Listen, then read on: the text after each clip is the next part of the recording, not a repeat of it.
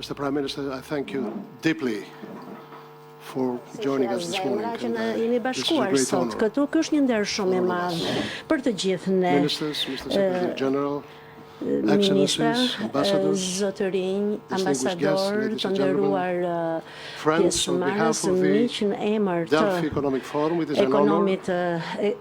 Ekonomik Delfi, është një nder i madh t'ju ftoj këtu në këtë event ku jemi mbledhur të gjithë në Tiranë për momentin kur rajoni, kontinenti dhe bota po kalojnë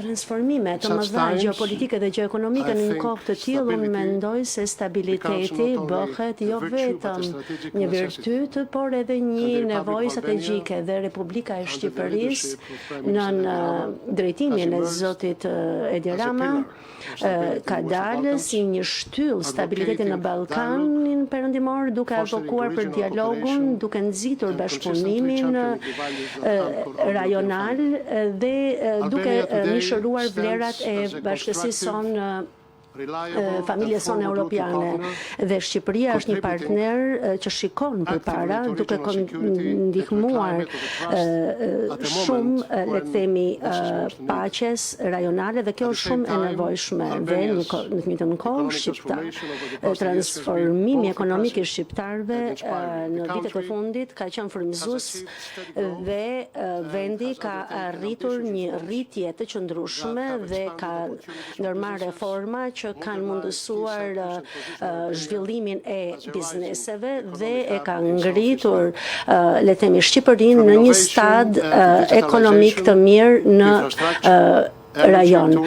Në inovacion, në turizëm, Shqipëria unë besoj me fortësisht se na tregon se ky progres nuk është vetëm i mundur, por edhe po ndodh dhe po përshpejtohet, dhe më e rëndësishmja, zhvillimi ekonomik i Shqipërisë është i udhëhequr nga një vizion europian dhe Shqipëria aspiron të bëhet një anëtar me të drejtat të plota i BE-s dhe ka marrë një angazhim kombëtar, dhe unë ju falenderoj zoti kryeministër për këtë angazhim që dhe ju besoni thellësisht në të ardhmen evropiane dhe jemi në një momentum të futjes në BE, që Shqipëria është e vendosur dhe në përputhje me standardet dhe akin evropiane.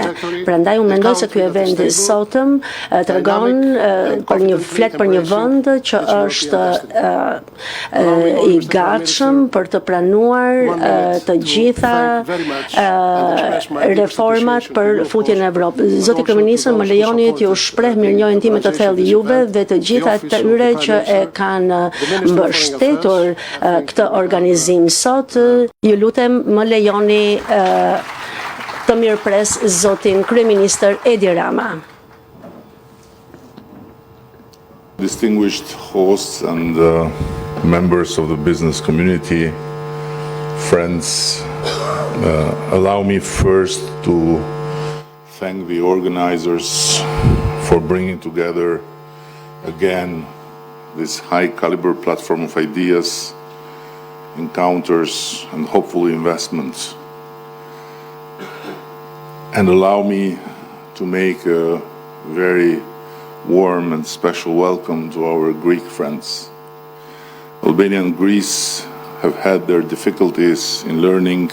Shqiptarët dhe grekët kanë pasur vështirësitë e tyre të kuptojnë se gjeografia nuk është një shtrëngim, por është një mundësi, dhe sot jemi më shumë se të vetëdijshëm për këtë horizont të ri, dhe gjithashtu fal edhe platformave si kjo dhe njerëzve si ata që marrin. It's a special pleasure to be here with you in such a forum where ideas forum të tillë idesh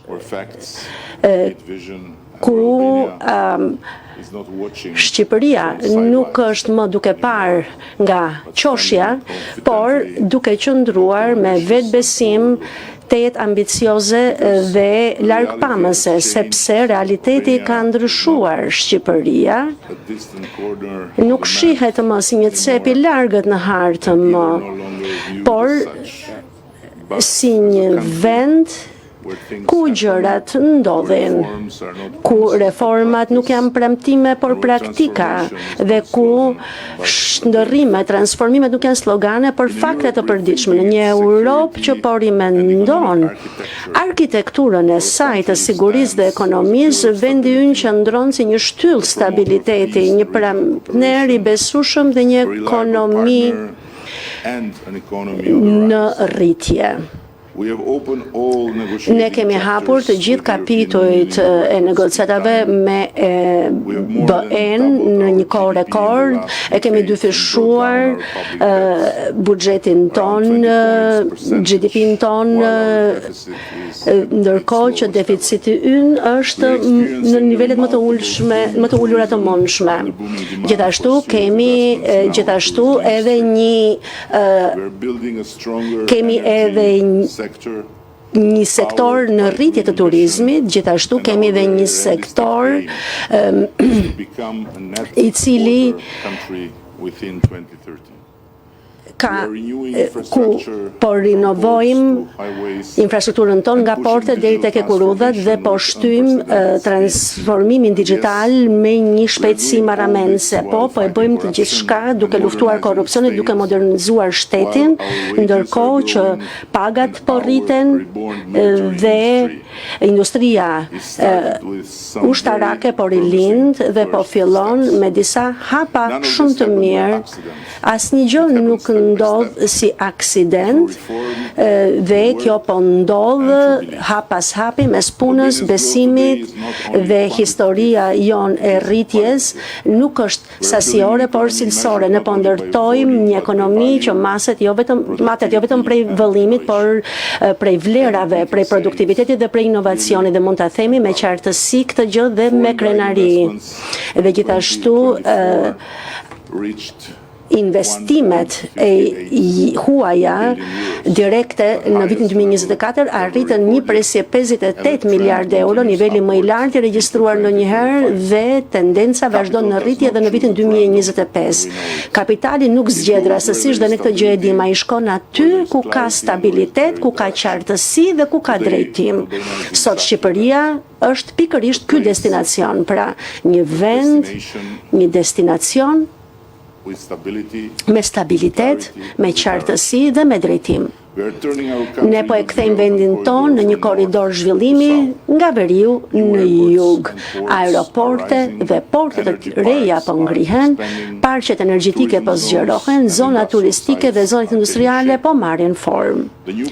Porti i ri i Durrësit do të bëhet një prej hubeve më të rëndësishme në mes dhe një port e re që e lidh Shqipërinë me Evropën dhe me Ballkanin, dhe Evropën me Ballkanin.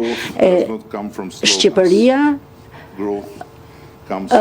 ka një rritje që nuk vjen prej sloganeve, por prej reformave. Ne kemi krijuar një prej regjimeve të taksave më të mira për të me 0% taks fitimi për bizneset e vogla deri në vitin 2029. Dhe ky është një mesazh i qartë për shumë sipërmarrës që të rrisin dhe të mundësojnë punët. Shteti është partneri juaj dhe jo barra juaj.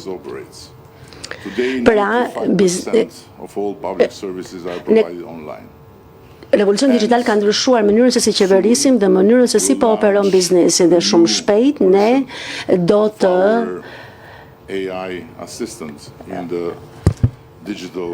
hedhim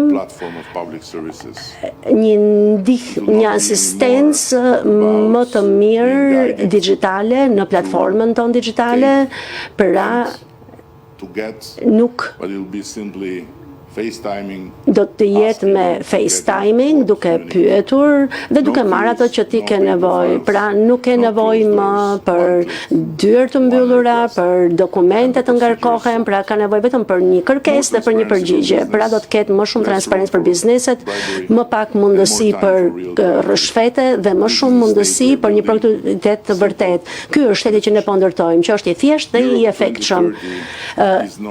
Europa 2030 nuk është shpresë për ne, por është destinacion dhe busulla jonë është e qartë, drejt bashkimit evropian. Negociatat janë të hapura, kapitujt po ecën përpara dhe objektivi ynë është realist dhe i arritshëm, patjetër me një kusht që Evropa të mbaj premtimin dhe që së bashku ne ti përmbaheni kalendarit për të cilin jemi marrë vesh bashkërisht. Antarësimi i Shqipërisë në 2030 është absolutisht i mundshëm dhe nuk jemi këtu për të pritur për Evropën, por që ta ndërtojmë Evropën këtu dhe prandaj ne jemi kaq të zellshëm për të ndjekur këtë rrugtim drejt Evropës. Evropa nënkupton institucione standarde dhe nuk është vetëm politika, por është edhe zhvillim.